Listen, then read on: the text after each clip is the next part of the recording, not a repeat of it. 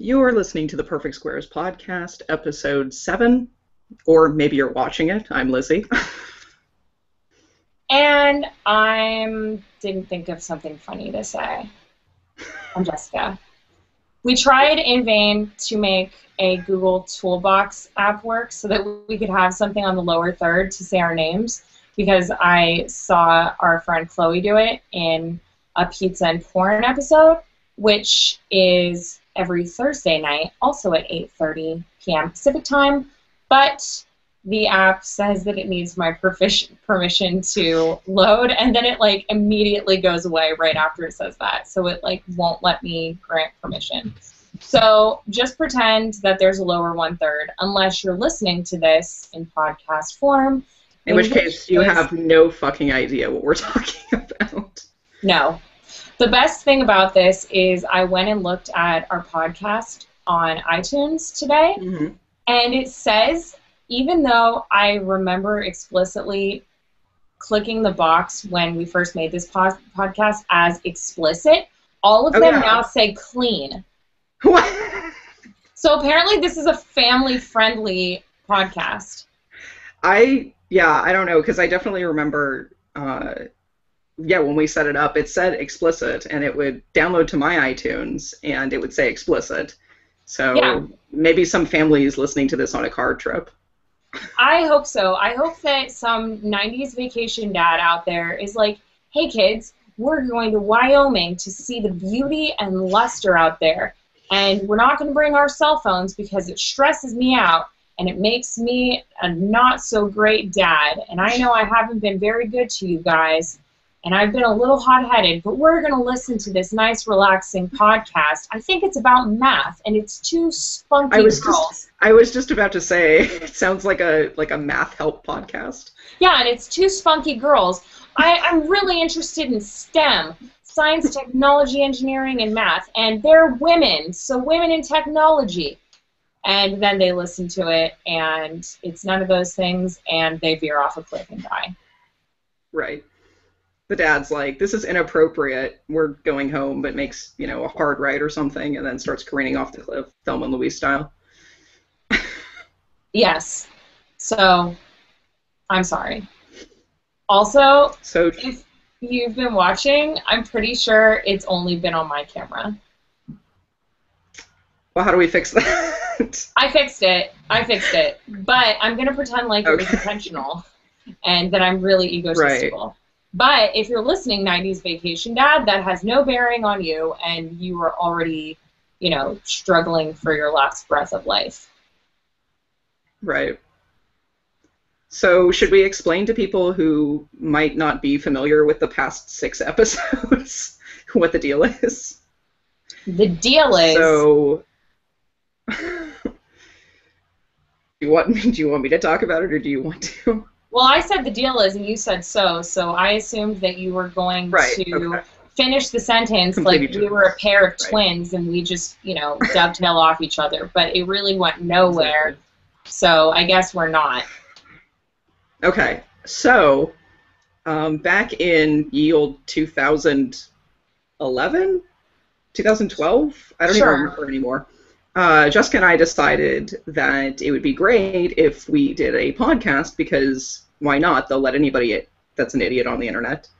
And so we decided to make a podcast. Originally, it was just audio. Our recording sessions would usually be about 2 hours or something, because we, couldn't stay on task. So the podcast got rambly. I would edit them, which was a huge chore in and of itself. And so we would get busy with work or school or whatever, and the podcast just wouldn't get recorded or wouldn't be edited. So there were these giant stretches of time between episodes, like months. I mean, let's be fair. when you're sometimes recording a podcast for 4 hours at a time, knowing that there's only going to be about 45 minutes of usable footage because you just start talking. I mean, Right. 45 minutes of gold. Well, yeah, of course. According to one person who rated the podcast on iTunes. But who I think was Tony, our number one fan. So I guess now that we're restarting it, we can have a new competition for number one fan. Yes. You can email us on a Gmail that I probably don't remember the password to. So don't do that. Maybe. Right, so we did the podcast. There were these huge intervals, and then we stopped doing it altogether, and we just said that we were on indefinite hiatus. But we brought it back. Apparently means 2 years, so welcome back, kids. If you ever go on hiatus, now you know that that means 2 years. It's like a fortnight is, what, 2 weeks or something? And a hiatus is 2 years. And a hiatus is 2 years. So I'm hoping that we can run and have that be a campaign for Word of the Year, hiatus. Colon, noun? Is a hiatus a noun? Yeah, right. Funny enough, Lizzie and I took a seminar on the dictionary once. I totally forgot about that. So we needed, so Jessica and I went to high school, elementary school, middle school, high school, and college together because it's like Saved by the Bell. At one point we were enemies, and then we were frenemies, and then we were friends, and then we were best friends. That's the logical progression. It's like friendship Pokemon. So we were in college, and at UC Berkeley, you need to have 13 units to be a full-time student. The problem is most classes are 4 units. So you need to figure out where to get that extra unit from. You turned into a robot, and I have no idea what you just said. Like, it's as if the NSA, and I don't know why it's the NSA, but it's as if the NSA just wouldn't let you finish your sentence.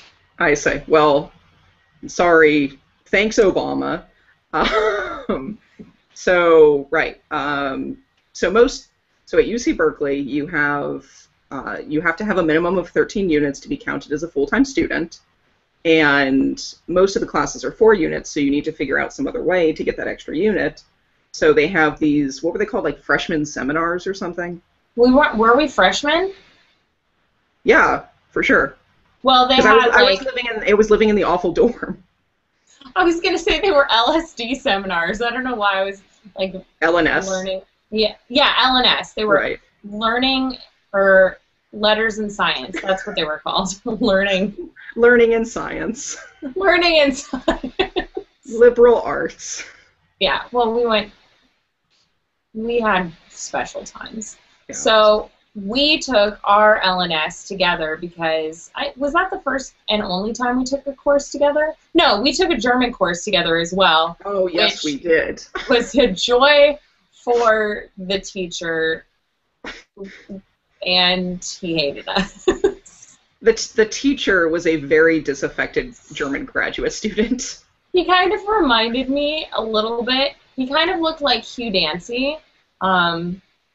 And one time he tried to very casually run into a chair with, like, he ran his crotch into a chair, and he tried to get around the table, and he jammed his crotch into the corner. And he tried to casually recover from it, but he couldn't, and we noticed. He was like wincing, and he's like, "All right." Auf Wiedersehen. Capital Spy. So. We were terrible. So we took a class on the dictionary, not that same time, because I think 2 classes with us together was too much, but we took a class on the dictionary together, and we learned a lot of things, such as Word of the Year, and such as the history of the dictionary. The Word of the Year was some word that Stephen Colbert made up. Sure. Wasn't it truthiness or something? Mm-hmm. Yeah, it was truthiness. So we spent like a week on that. You can go find out what year we took this course in, and do some math and figure out how old we were, or what year in college we were, because I'm pretty sure we weren't freshmen. But it's fine. So we learned a bunch of things that I do not remember. Yay! It's terrible to think that we spent money on that. There's when you think about it, and no one tells you this when you were in high school, they're like, go to college, kids, learn and blah, blah, blah. And no one tells you, but you were actually spending money on that. Like when you're like, haha, I'm going to skip class and go party. You're like, you are wasting your money. You are literally spending your money not going to class. You're like, I'm going to ditch school and not go to class. And I was never able to do that in high school. And it's like, yeah, but when you were in high school, not ditching class because your parents weren't letting you, you were going to public school where you also weren't paying for public school. When you're going to public school and college, you're still paying like a butt ton for tuition. So, I guess we could joke's on you. Out. I should do that at some point. I'll calculate out like cost per minute of attending college. Do you really want to do that? Kind of. Okay, well, it would make me very depressed because I have loans that are not paid off. So my brain is very expensive, and I don't remember anything about the dictionary. I got nothing. So speaking of dangerous things, Ebola. Right, about that. Everyone is really upset about Ebola, and I'm upset that Ebola is not more scary right now. It's not suspenseful enough for you? No, not enough people are infected. What? Is this like your real life game of Pandemic? Yes. When I was a kid, one of my favorite movies was the film Outbreak. I mean, it's one of those movies that, again, it came out in 1995, so I was 9 when I watched it. Way too young to be watching Outbreak. No, I thought it was great. I was like, I can't wait for this to happen. I'm going to be so excited when everyone is dying, and it's going to be so exciting. It's going to be great. Nothing this is exciting has ever happened in my life. I can't wait for the outbreak. And there's going to be an exciting, adorable monkey that's going to cause the whole thing. And we'll have to go figure out what monkey that is. And I was really worried that they were going to kill the monkey. And I was excited. I remember watching Outbreak on a flight. It was the in-flight movie. That's weird. Strangely apropos. Because, yeah. It's like when they have flights, movies that are about terrorism, and you're like, really? Really? Yeah, I don't think United Flight whatever. God, that sounds really insensitive. Yeah, that movie about the plane that crashed in the field from September 11th. I should just stop talking about terrorism. But the point is they played Outbreak on the plane, and afterward, my dad was like, yeah, that's a pretty scary movie, right? Starts to tell me how Ebola actually, kills you, and then went on to describe how the air is, recycled in the plane. Yeah. So there we go. I loved it, and I also thought it wasn't gory enough. I remember that specifically when I was a kid. I was like, I just wish that they showed more of the people dying and getting infected and their bodies getting gross. And then I remember also I was looking up the disease, and I was disappointed that it wasn't as graphic as the movie. I was like, this isn't nearly as bad. And then I was upset because I wanted the bubonic plague or something like that to happen. I just really want to live in some kind of terrible outbreak. So I was overhearing people talking today about one of them someone having to get on a plane tomorrow to go to New York.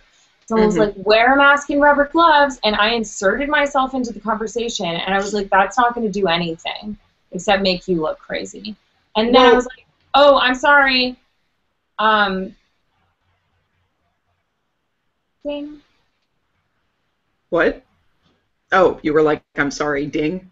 That was it? I felt really bad for taking away someone's security blanket and being like, well, yeah. I mean, it's why give people a false sense of security? I mean, the medical personnel are all wearing gloves, and they still get it because they touch their face with the gloves afterward, or they don't remove the stuff properly because it's really hard to take off that shit by yourself. Mm-hmm. So. Well, it's like when the bird flu went around, and like swine flu and SARS and all of that. Like I'm pretty sure I had all three in college. Probably. It's like my mom was like, "Oh, those little masks don't do anything. They just go right through them. They should at least be wearing respirators." And I was like, "Yeah, you're right. It's just nothing. Look at all these people. They think they're being protected, and they're just giving it all away to everyone, and we're just disseminating false information." It's true. Let's disseminate more. Misinformation. Yeah. Yeah, I feel like as a scientist that's not really going to help my career much, even though I'm not a biologist. Yeah, you have no stake in this. You've got the bigger picture going on. The only stake you have is that you want to stay alive so that you can focus on your career. That's exactly it. The only reason why I exist today is to continue my career, which is probably an exercise in futility. So. Yeah. I mean, that's the only reason I really like zombies and things like that. Not, like, inherently zombies or whatever. I just really, really like outbreaks and pandemics and diseases and dying. Fair enough. It's just amazing. I fucking love it. Pandemics and dying. They're amazing. So, yeah, Outbreak, one of my favorite films. I don't remember if do you remember if the monkey had a name? Probably. It was probably something like Scrappy. No, I specifically remember that in my head it was named Bessie. I don't know if that was its name, but that's what its name was in my head, and it's still named Bessie. And I don't know if that's true or not. I have no idea. If it's not, that's my headcanon. Okay. Bessie the Outbreak monkey. Mm-hmm. Yeah, we should make some plush. Once I was really mad, and I wished something terrible to happen to my older sister. And in my defense, she's a bad person. Like, imagine if my older sister, because, like, I don't want to, like, it would just take too long to justify this. And it sounds terrible that I'm saying this, like, wishing something awful on a person. And she's, like, 16 years older than me. So, like, we have nothing, like, we didn't grow up together or anything. But imagine that my older sister was Mel Gibson. Except worse. Like, imagine that my older sister is Mel Gibson. Just for a moment. Starred in Braveheart and then went on anti-Semitic and racist tirades. Yeah, and also sexist. Right. But worse, like, did terrible things, shameful, terrible things. Like, I'm sure Mel Gibson is just done like awful, gross. Would you lick Mel Gibson? Yeah, Can you imagine where Mel Gibson's skin has been? No, I don't want to. That's awful. Cool. So now that we have that mental image, that's my sister. So Mel Gibson's my older sister, my oldest sister. So I was really, I don't remember why. She probably, like, unfriended me on Facebook for the 5th time. And I was like, oh, God, I wish, like, something terrible would happen to her. I, like, want to live. Maybe she'll get Ebola and it'll be the, like, Venn diagram of this podcast. So what happened was my mom called me and told me she had MRSA. Well, that's the Middle East respiratory? No, it's a flesh-eating bacteria. Yeah, that's like the necrotizing flesh-eating bacteria, right? It ate a hole through her head. What? Yeah. Like through her skull or just through her scalp? Or she had to have brain surgery. That is awful. Yeah, I had this, like, whole, like, fantasy in my head. I was like, oh my God, I wish something terrible would happen to her. And then it did, and she had this necrotizing infection. I don't even know how she got it. She thought she had a spider bite, and then it turned into, like, something that ate her face. And I was like, whoa, I mean, you know, I'm sure as terrible as, you know, my sister Mel Gibson is, I'm sure, like, whatever, she probably didn't deserve that. But then, for a brief period, I decided that I was magical. Yeah. So I told quite a few friends of mine that they should tell me what they most wished for in the world, and I would think about it very hard, and I would try to grant their wishes. But they had to be very bad things. So I don't know if they came true or not, because I didn't follow up because I was afraid to. But, you know, Well, I might be magic, but only for very bad things. I can't imagine why not. Yeah, I think that I'm kind of that person, like, if I had to be. So if anything's going to happen in my lifetime, I feel like it's not out of the realm of possibility that a terrible outbreak would happen, if I'm lucky. But knowing me, I'm not very lucky, so it probably won't happen, because that sounds awesome. So we're probably okay. Related. So my dream apocalypse scenario is obviously a total nuclear holocaust. A nuclear holocaust? A total nuclear holocaust. And I was flipping through Netflix looking for something that I really didn't want to watch, but I have to have something on in the background. By the way, for people who haven't ever listened to the Perfect Squares podcast, I'm pretty sure we discussed this in, like, episode 4, when we made our dream team for the apocalypse. Right. But we weren't talking about what we're talking about now. We were talking about our dream team. But you also said that yours was a nuclear apocalypse and mine was a zombie apocalypse. I'm not going to be presumptuous and assume everybody has listened to our our huge back catalog of 6 episodes. Well, I was trying to do a simple plug. All right. To market our backlog. Right. Go listen to that. It's on iTunes. We should put the link in the description of the video. Good idea. And Car Trip Dad, you'll have it downloaded automatically if you are subscribed to us. So and not dead. Right. Leading out. So I was looking through something. I was looking through Netflix for something to watch, and there's this show called Doomsday Preppers. I love Doomsday Preppers. I wish I had, like, a giant room of toilet paper in my house. It was ridiculous. These people are simultaneously amazing and terrifying. Because they just I want a bomb shelter so bad. Yeah, I am sort of really envious. They have, like, some of the vaults are, like, really not, I call them vaults, they're fallout shelters. You can see how indoctrinated I am.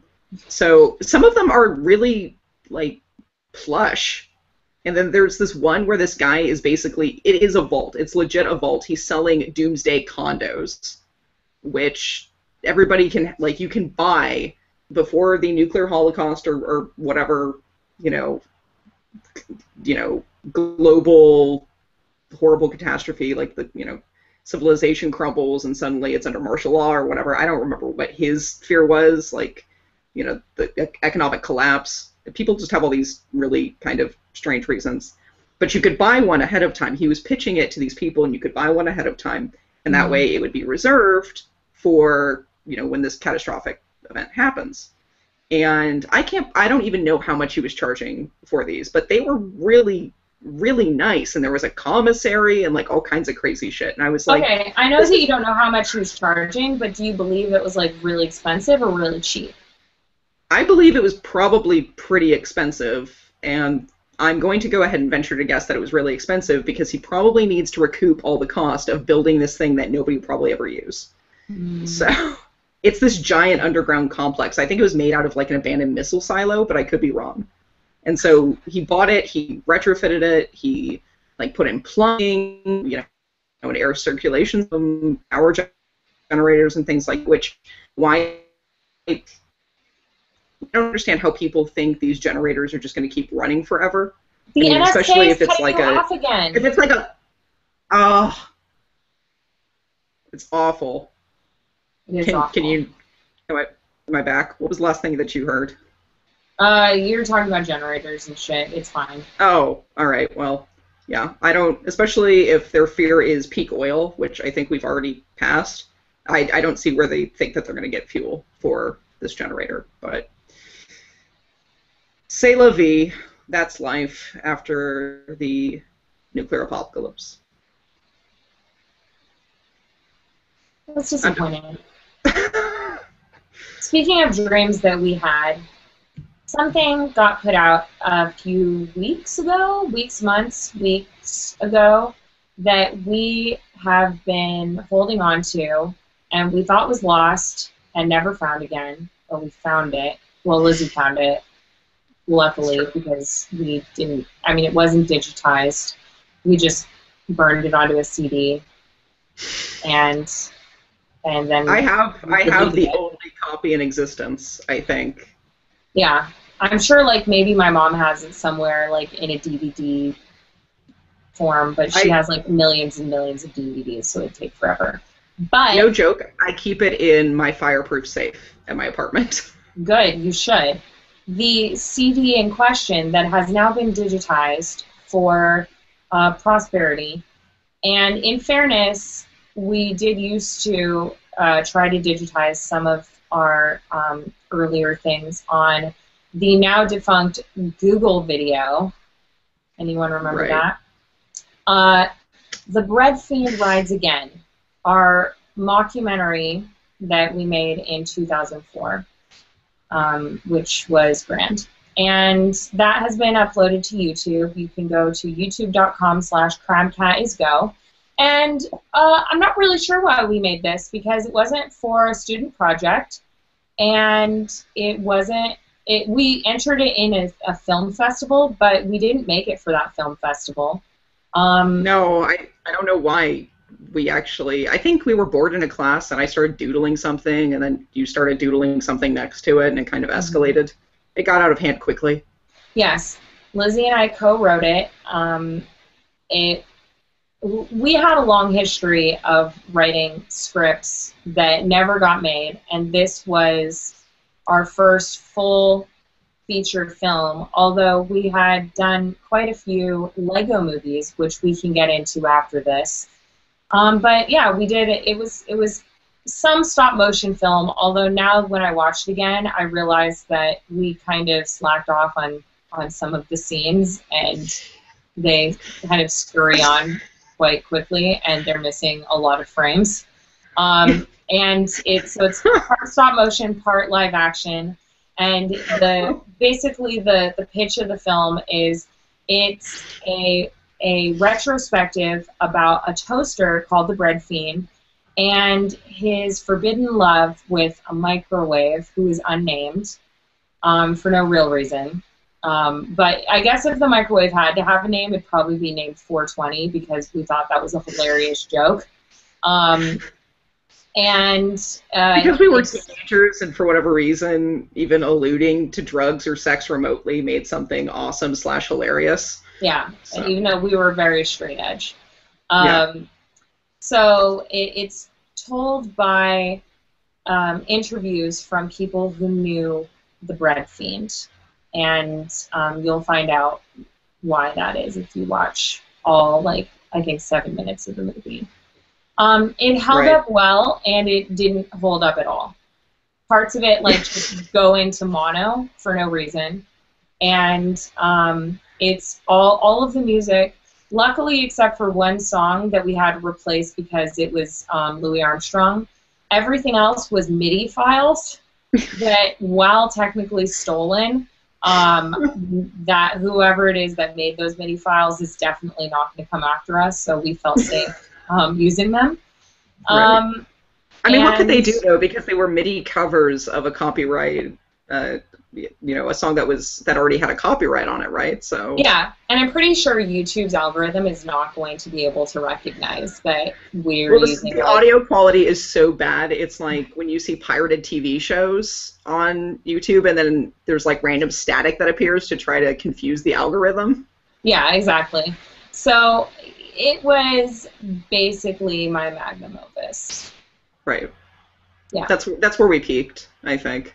I think so. A lot of people peak in high school, and we apparently did too. Except we don't work at, you know, a gas station. Right. Not that there's anything wrong with working at a gas station, but, you know, we weren't like high school quarterbacks who, like, put people in trash cans and now work at a gas station. Right. In the sense of they don't take that because that's a job that, you know, they need or, you know, whatever. It's because they just, you know, hate life and just wish that they could just stay in high school and refuse whatever. to This is a humor podcast. We're not going to be politically correct all the time. At least we're not making racist jokes. I don't want to be offensive. I don't want to maybe you know what? Humor is Car Trip Dad is. We've already called Car Trip Dad dead. He's like, we've called it. Time of death, 9:01 p.m. Pacific time. R.A.P. Car Trip Dad. Yeah. I thought you said, all right, period. P, Car Trip Dad. I was like, what? Like how sometimes people like lose control of their bowels and like release them after they die? Not so much. Like you're giving him permission as like dignity. Like, oh, don't worry, Car Trip Dad. We know it happens to a lot of people after they die. It's like, this is weird. It's the natural progression of things. Progression of things. I guess so. Yeah, it happens to the best of us. It's true. Yeah. So, yeah. Yeah. Go ahead. That was a thing that existed. Before the Bread Fiend, we had a few warm-ups. We had Lego Movie Maker, which was fucking expensive as hell. I think it was like $300 or something, right? For the software and the camera. So my dad bought it for me for a Christmas gift because I was like, awesome, I love, you know, stop motion animation and things like that. Like, wanted to be an animator at one point. Yeah, I know, right? And so I asked for this and I was like, you know, I really, really wanted it, and I begged him for it for like months and months and months. As soon as it came out and I saw it advertised, I was like, I need this in my life. And it came with a little Steven Spielberg minifig. Yeah, that was pretty adorable. Which was pretty cool. And so I got it for Christmas, and our other friend Casey, who appears in the Bread Fiend as the punk rocker sad emo kid, whatever. Punker kid, I think is. Yeah, punker kid. And so we would make Lego movies where we would have ourselves as the minifigs, and we would get into wildly age inappropriate situations in our Lego minifig movies. So yeah, they were also that was sort of our. Yeah, they very much were. And we also made a musical that we never actually got around to filming, but we wrote the score for it. Have we talked about our musical before? Yeah, we talked about that in episode 5. Yeah, so you can go find out about our musical. It was called Ship Shanty on the good ship Happiness. Right. Where one of our biggest musical numbers was about Scotty coming out as gay. Right. Which we also thought was hilarious. Right. And it turns out Scotty, who the song was about, did come out as gay later on in college. There you go. We called it. Yeah, so we made Lego movies, and the camera and software was really expensive, which when I thought about it, like, you could have just used any digital camera, which existed at that time. We're not that old, and you could have just basically used like Windows Movie Maker. Yeah, but I mean the Lego interface was so cute, and the camera had studs, so we had like a trolley, like a tracking trolley for the camera that we made out of Legos, and it was ridiculous. So we could have just had a digital camera and made like a Lego trolley out like around it. We just would have had to be a little more creative. Get your logic out of this podcast. So nowadays, though, you still have they still have Lego Movie Maker, except now you can use your phone, and there's like an app for it. It's true. I feel like kids these days have it so much easier, and I know that that's such a grandpa thing for me to say, but just the fact that it was so expensive and I couldn't afford one makes me really mad. Well, we'll always have our memories.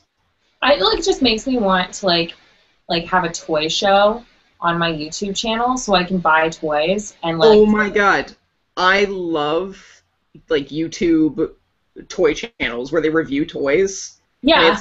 There's this one called Lucky Penny Shop. Have you ever seen that one? No. Let's watch it.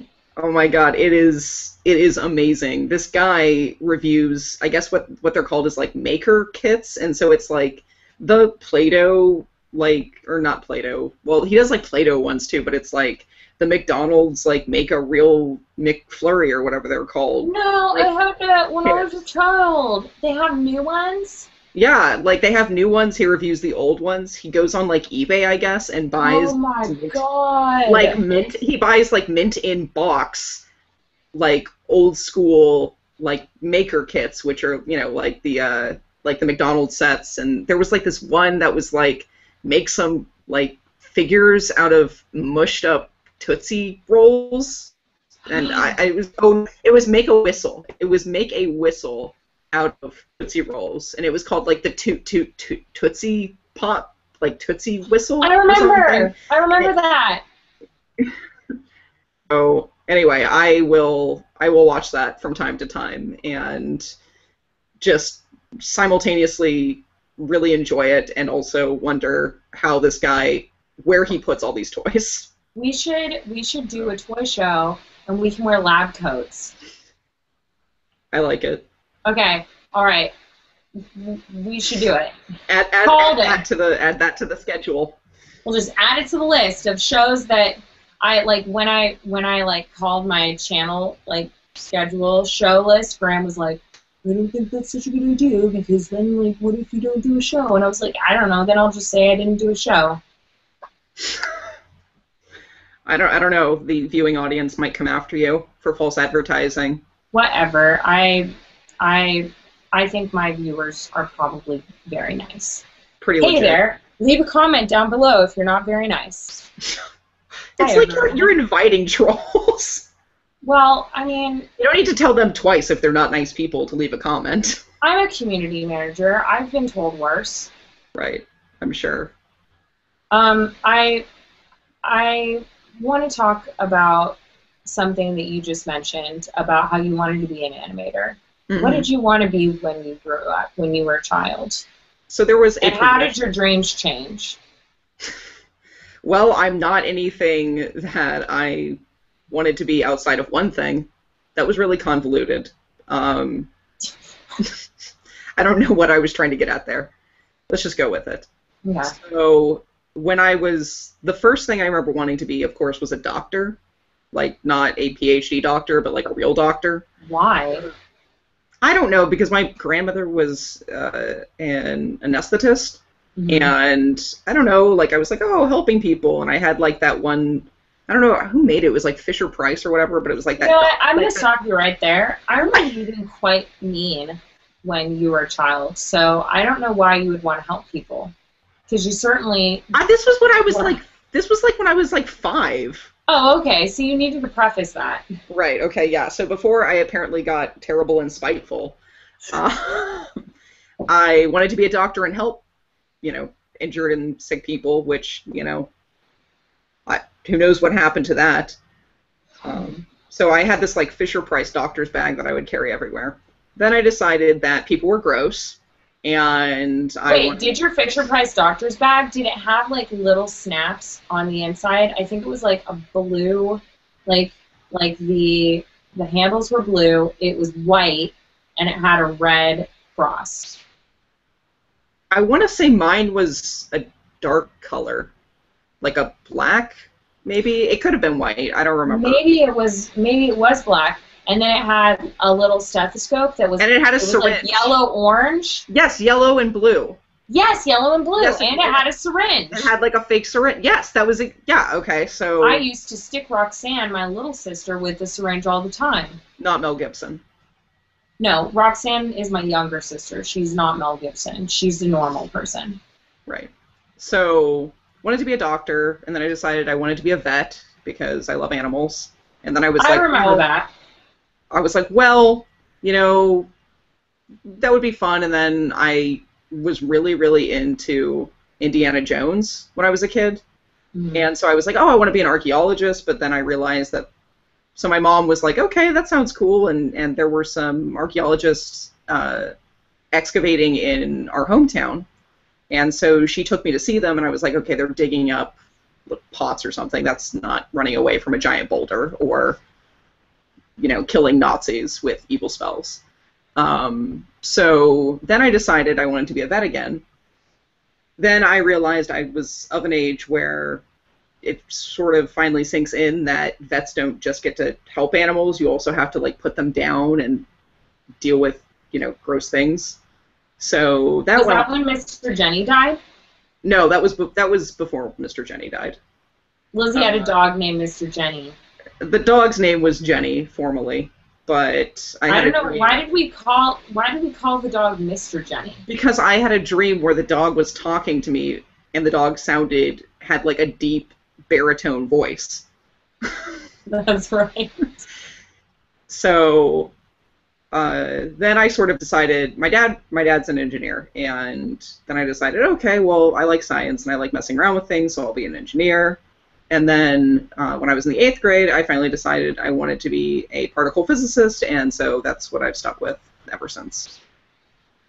That's true. That's when we came up with Pyro and Quanta, and that's when we started making the Lego movies, which starred Pyro and Quanta and right angle and perpendicular. And perpendicular was named Perpendicular. With a K. Yeah, with a K. Yeah. And perpendicular was always hitting on everyone. It's true. What was with that? I don't know, but we were the ones doing it. Like, Perpendicular was not actually, like, the person who Perpendicular was based on was not actually involved in any of these Lego movies that we were making. It was just you and me. Yeah, I actually have no idea why. Yeah. Oh, because you were dating him at the time. That's true.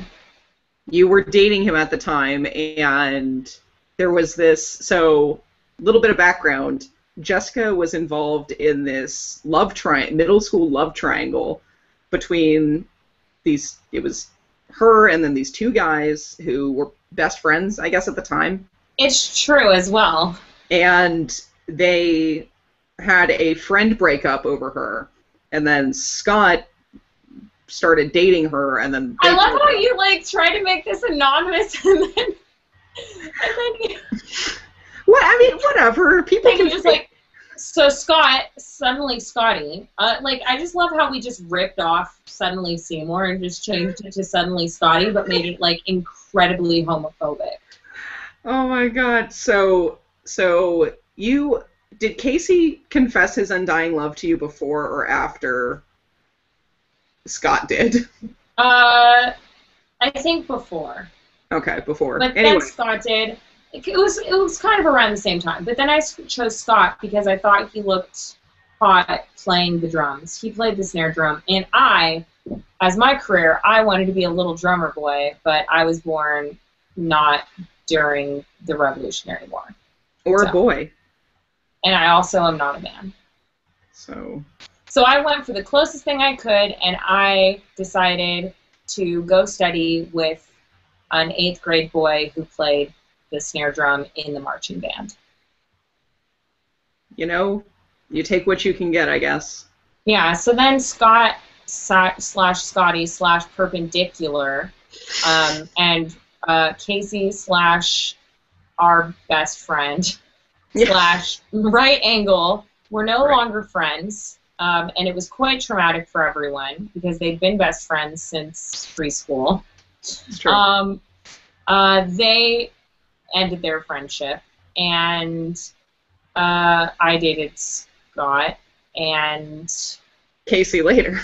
And then later I dated Casey all throughout high school until I broke up with him. So it was a win all around except for them. Yeah, well, they're both quite happy now, and I am not a nice person, so they're better off without me. True story. Yeah. Yeah. So what also, did you they're both gay, so. Right. So what did you want to be? I wanted to be an archaeologist, and I ended up being an archaeologist, so I guess I was always focused and driven. There was nothing else at any point you wanted to be. You always wanted to be an archaeologist? Yes, I was born in Williamsburg, Virginia. I mean, I wasn't born, like, on the street of Williamsburg. I was born in Virginia Beach. I was born in Virginia Beach, and we grew up going to Williamsburg every weekend. We had Patriot passes.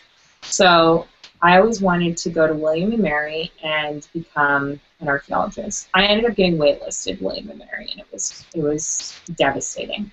But it's okay because I went to Berkeley, which technically was ranked higher, and it was a public school, so I didn't have to pay like 3 times the tuition. William and Mary is also public school, but I would have been like out of state, so I mean. Is it a public school? Yeah, it's a public school. It was the first public school in America, as far as I remember. I did not know that. Thomas Jefferson went there, I think. Whatever. Wait, he went to William and Mary? I think so, and then he founded University of Virginia. Oh, well, yeah, that seems consistent, I guess. Wow, that would have been a really long time ago. Yeah. Yeah, it's an old school. Yeah, it's in Williamsburg, Virginia, which is it's the original capital of America. Before they decided to be douchebags and they decided to be dicks and move it to Pennsylvania and then move it to Washington, D.C., which I still can't wrap my mind around. Anyway, so I wanted to be an archaeologist, a historical archaeologist. In the back of my mind, I also wanted to be an actor, but I was, that was like pushed down by my mother from a very young age. She was a realist. She was like, I feel like my mom would have been a wonderful stage mother. Like, she just seems like a stage mom. Like, if you've ever met my, like, very southern mother, she just, like, seems like she would have thrived in that. And she was very, very, very critical. Like, if we wanted to go to the store, she would be like, y'all need to brush your hair and take off those sweatpants, because what if someone saw us like that? Y'all look like trailer trash. So we would have to, like, you know, get basically, like, dressed up, like, to the, like, nines to go to CVS, because she was embarrassed to be, like, seen with us. And she would, like, always wear, like, full-on makeup. And you never know when you might be presented to society in the CVS. I remember one time she was like, I was like, Mom, we're just going in the car, like, to go to Wendy's. Like, why? And she was like, what if we get in a car accident and someone has to identify our bodies? And I was like, okay, fine. So. Sounds legit. She would have been an excellent stage mother, but she instilled in me from a very young belief that, you just don't make it in acting. And now I'm surrounded by very successful people in show business. So I'm like, well, all right, that's fine. So I also... Sorry. Go ahead. Well, I was going to say, I also wanted to act for a little bit, but like your mom, that got shut down very quickly. And I just remembered this. I also wanted to be a trapeze artist at some point. And I remember that. You were in the circus, the children's circus. Yeah, but then I got kicked out because I refused to do a backward somersault because I was afraid I was going to break my neck. You got kicked out?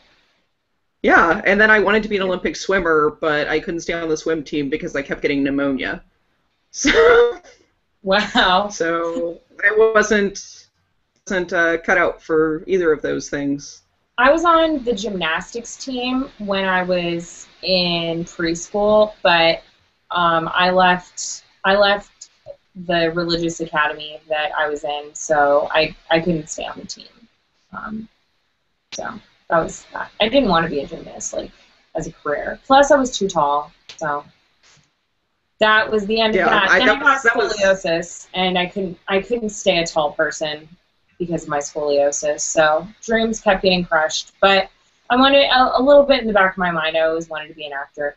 I'm glad I didn't become an actor because I realize now, being surrounded by, like, people who are actors and like working, that when you are an actor, you don't just get to do like, you know, Shakespeare and whatever, like cool play or film or whatever you want to do.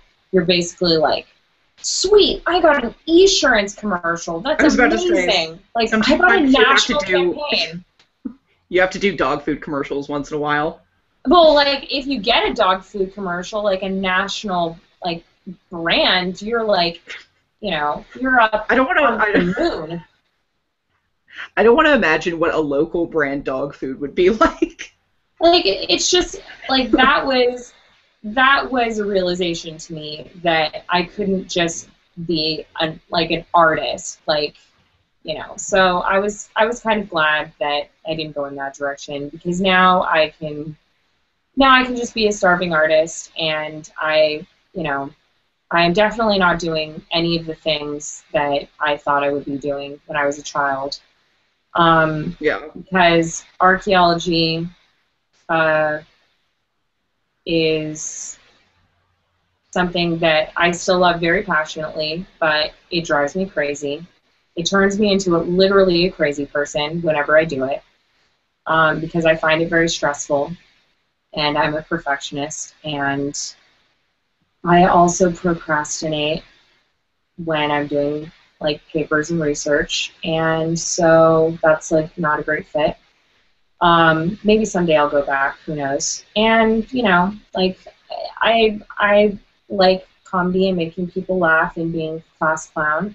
And despite the fact that I was consistently runner-up in every single class clown school voting competition, that's just fucking fine with me. And fuck you very much, every single person who was involved in my school voting. I would like to see where everyone else who won that is right now. Not being funny on a podcast, I'm sure. No, they definitely are not getting laughs. Well, to be judgmental, but fuck them too. To be fair, I don't know that we're getting laughs either. I have gotten a laugh or two in my time. In your time? You've dabbled in laughing. I've dabbled in laughter. I cannot wait to go to my high school reunion. I am so excited for that. I have never been more excited in my whole life. Also, one of my goals in life is to be mildly successful enough to get invited to be a graduation speaker, and now I really hope that my high school never watches this, because I am going to go up there, have like a beautiful speech planned, and then tear it in half and tell everyone about the real world. Yeah, I feel like you could actually, so they always give the same bullshit sage advice that's like, oh, go for your dreams, things might be rough, maybe things won't get better. That's like the new trend, is trying to straight talk people. Wait, into... what? That's a thing that people do? That's like the new trend in graduation speeches, is being like, yeah, the world sucks, but it'll get better, maybe. No, I'd be like, high school is devastating for me, and it cost me a shit ton of money in therapy, and also your bullshit system of sitting the class by GPA is fucked up. And I had to sit with none of my friends because I would do 5 problems in math, and then I stopped caring because I knew how to do it. So, you know what? It was grade shaming. It was grade shaming, exactly. I am so stressed out now. This is why I couldn't be an archaeologist, because I got so stressed out, and now I'm stressed out about school, and now I'm never going to get invited to graduation because I just blew my load on what my plan was. I just made a light go out. You're probably also not going to get invited because you say things. Oh my god, there's a ghost in here. I'm so scared. What if the ghost of, oh my god, look, the light's going out. Oh my god, I'm so scared. There's Halloween. What is going on? I don't know why my light is flickering. Like, genuinely speaking, I have no idea what's going on. Wait, is this the same lamp that's plugged into the outlet with the grounding the grounding prong still in? Yes, it is the same exact lamp. But Oh, the well. fact that it was working a little while ago and now it's not working just because I'm like freaking out about graduation, I think is meaningful. Well, Just kidding, everyone. I'm not going to do anything weird or bad during graduation. I won't go. I'll turn it down as a speaker opportunity. Haha. yeah, you don't believe anything she says. I mean, she says things like blow her load all over that plan. So I don't think necessarily the parents in the audience would appreciate that. They're like, "Yay, Jimmy, you made it through. Congratulations." And then you have Jessica, the commencement speaker, who's like, "Fuck everything. Prepared notes confetti. Blow your load, everybody. Godspeed." Don't worry, guys. I'll just quote that one song from Wicked where they talk about how they've been changed for the better. Ha! And Robert Frost. Right. And also that sunscreen song. Sunscreen song? Do you mean vitamin C? No. No, The graduation song? That was definitely like not these kids' like generation. That was our generation though, and I hated that song. What? Whatever. No, it was like the sunscreen song is like some Baz Luhrmann thing that's based on some other thing that's maybe from a newspaper columnist, but maybe not. Why the hell do I know so much useless shit? I was in bed mode the other day, and an NSYNC song was playing, and I very much wanted to do the dance. I was like, da da da. Oh yeah, I know this. Why can't I do anything useful in my life, but I can do this? Yeah, I love how I can't remember, stuff that I have to do this week, but I can remember, lyrics from, a TV show. I can, like, recite the David the Gnome theme song. Well, to be fair, David the Gnome is timeless. And it is also on Amazon Instant now, so... What? I've been looking for a there are many things to see. What's that? I love it. Yeah, me too. With that, I think we need to wrap up because I'm quite worried that my house is going to catch on fire or turn into a rave. And that would be a tragedy. My greatest tragedy. Thanks, everyone, for watching. We'll be doing this every week on Wednesday unless something happens and we can't. Then I'm sorry. We'll just probably point our webcams toward an inanimate object. And, yeah, I don't know. Every Wednesday, 8:30 p.m. Pacific time. And please comment and subscribe and favorite this video.